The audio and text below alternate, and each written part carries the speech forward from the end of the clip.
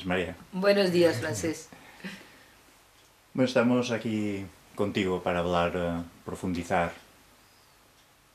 yo diría una vez más, ¿no? Contigo sobre temas,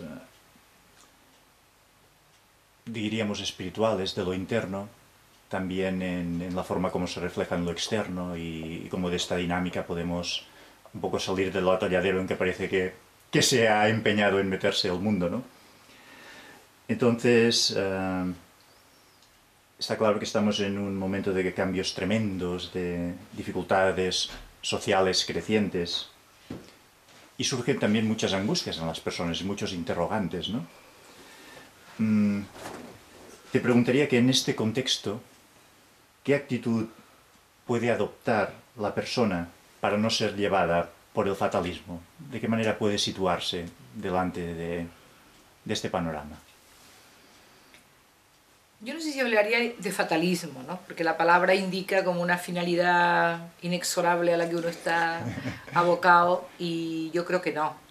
Pero siempre cabe que yo creo que el ser humano tiene unas posibilidades interiores que están todavía sin desarrollar y a las que hay que recurrir, y en los momentos en que parece que el río nos lleva a agarrarse con fuerza a la parte interior del hombre, ¿no? Yo creo que eso se está haciendo en muchos niveles. Hay muchos seres buscadores de la humanidad que están buscando y que están ahondando y profundizando, sin duda. En todas las culturas, en todas las religiones, en todas las tradiciones, siempre ha habido focos de estos seres que nos ayudan, ¿no? Y que ayudan a los demás. Ahora, sin duda, también hay que tener en cuenta que eso es verdad que ocurre. Es decir, estamos en un momento de cambio. La famosísima crisis yo no creo que sea solo económica. La económica ha venido por la avaricia, la ambición y el desenfreno del poder que da el dinero. Es decir, que la crisis económica no es una casualidad, no es porque sí, no es que estemos en una crisis inevitable o fatal. Estamos porque hay mucha gente que quiere todavía ganar más dinero y que encuentra que el ser humano, que el resto de la humanidad está a su disposición. Entonces hemos vuelto a reinventar la esclavitud. Es decir, yo creo que ahora mismo no le llamamos esclavitud, pero hay una esclavitud, de la esclavitud del hombre que usa al resto de la humanidad para seguir ganando más dinero, para tener más poder, por lo tanto, y más dominio de la situación. Pero aunque eso sea así, siempre hay focos de seres humanos dispuestos a mantenerse en su sitio, y yo creo que es cuestión de buscar la identidad de qué somos, ¿no? Que a veces perdemos un poco en medio de esta baranda el sentido de qué somos realmente los hombres. Y el qué somos no está fuera, aunque también esté fuera, sino que está fundamentalmente dentro. Y hay que confiar, y yo creo sinceramente que hay mucha gente que en una búsqueda de ese fundamento, de esa ultimidad del yo, del sí mismo, de como le queramos llamar, que sirve para poder arraigarse y no dejarse llevar por esta especie de tromba que nos envuelve, ¿no? Yo no sería fatalista. En este, bien, en este contexto, ¿crees que es importante la confianza, pero la confianza en mayúscula, ¿no?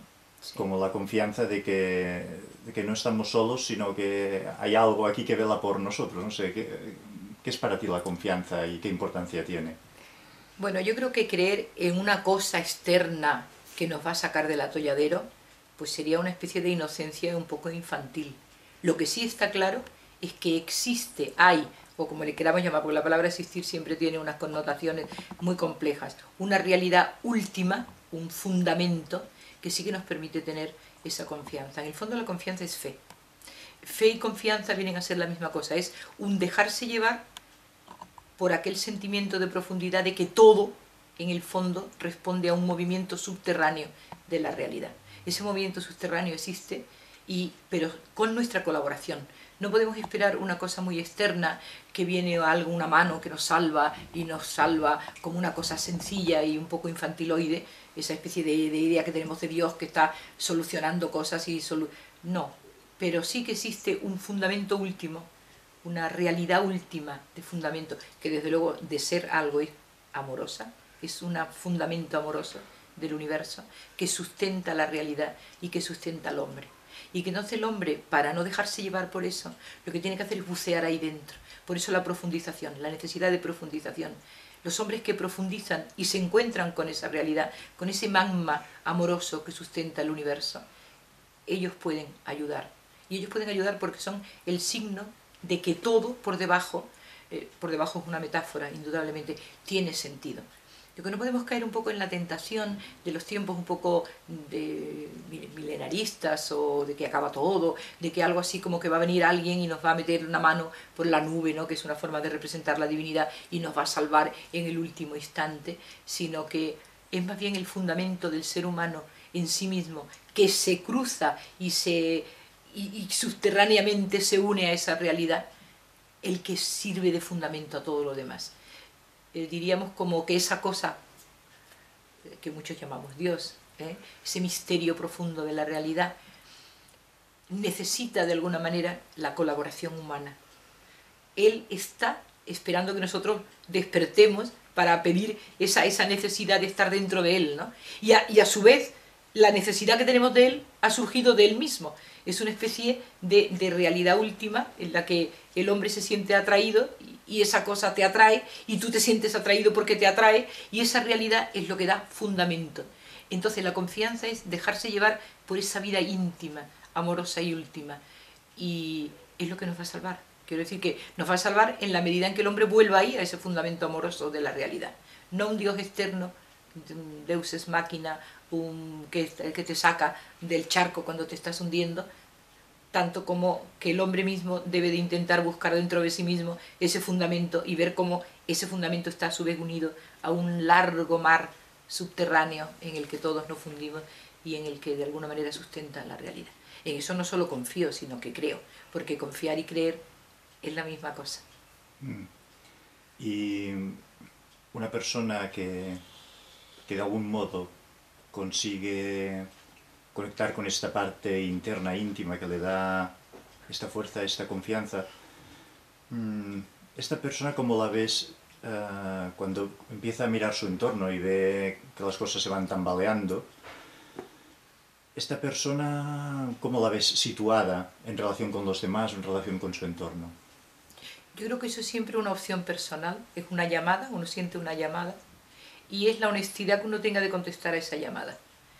La vida interior es siempre un avanzar en una respuesta y en una pregunta que se va haciendo la persona que camina. Y en ese caminar existe una actitud en profundidad de relación con esa cosa. Es solo la honestidad en esa relación de la llamada lo que mantiene al hombre fijo en eso que llamamos el camino espiritual. ¿Cómo lo veo? Pues veo que servirá siempre de foco y faro en donde esté. Cuando uno está alrededor de alguien que vive así, que está viviendo un intento de vivir en esa confianza, de un intento de vivir unido a esa realidad y que él hace una ascética, una palabra tan pasada de moda, que significa hacer el camino interior con fuerza, con caballerosidad, el estilo caballeresco del ser humano, ¿verdad? Que requiere sin duda una ascética y un camino, porque si no, no hay. ¿Cómo lo veo? Lo veo como un foco y también como un madero donde uno se agarra. Cuando uno se hunde, con un pequeño madero ya te puedes salvar. Pues estas gentes, que las hay, y las hay en todas las culturas, y gracias a Dios que las hay, sirven como de asidero. Uno está flotando en ese mar del desconcierto, de no se sabe qué, y de repente aparece esa persona en la que te puedes asir, a la que te puedes agarrar. Entonces las veo como pequeños focos de luz, sin llamar mucho la atención, ¿no? Como ese cuento sufí que salen a buscar el gran maestro que sabían que había en una gran ciudad y se pasan el día entero, van primero a las universidades y a las madrasas y a las mezquitas buscando a ese gran ser que le habían dicho que existía, y al final de la tarde de todo buscar se sientan al lado de un zapatero que está en una esquina, y ese era el gran maestro. ¿Y cómo vive el zapatero? Cumpliendo la voluntad de Alá, es decir, haciendo aquello que tiene que hacer en cada instante del día, sin más. Entonces, como esa gente existe, sea zapatero, remendón o sea lo que sea, esa gente crea a su alrededor un foco de gracia, que llamamos nosotros, de luz, y desde luego de asidero para los demás, sin duda. Y así lo veo. Y una cosa humilde, escondida, no en las grandes afirmaciones, ni en los grandes, no. En la vida normal, de repente, tienes la gracia y la suerte de encontrarte personas así. Esas son las que sostienen el mundo. Es que sin ellos el mundo no podría existir. esa gente sostiene el mundo, porque están conectados con esa fuente que decíamos antes, de verdad, de belleza, de plenitud, de vida, ¿eh? Y al estar conectados con ella, lo difunden hacia los demás, aunque no quieran, se les escapa. Yo creo que esa gente que vive así, se les escapa eso, que llamamos la gracia, y los demás nos agarramos a ellos para poder sobrevivir, para poder estar. Entonces los veo como aisladamente, como sueltos, como solitarios, pero que hay gran cantidad.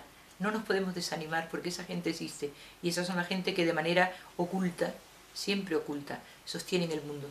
Un pequeño monjecito metido en una cueva, una comunidad pequeña de hombres, hombres, mujeres, evidentemente, estoy hablando del ser humano, que rezan, un hombre que ha mantenido esa honestidad con su llamada, siempre foco para el que tiene al lado. Siempre es ese asidero del mar que se mueve. El asidero, muchas veces uno se salva de un naufragio agarrándose a un tronco, pues ellos son los troncos del naufragio.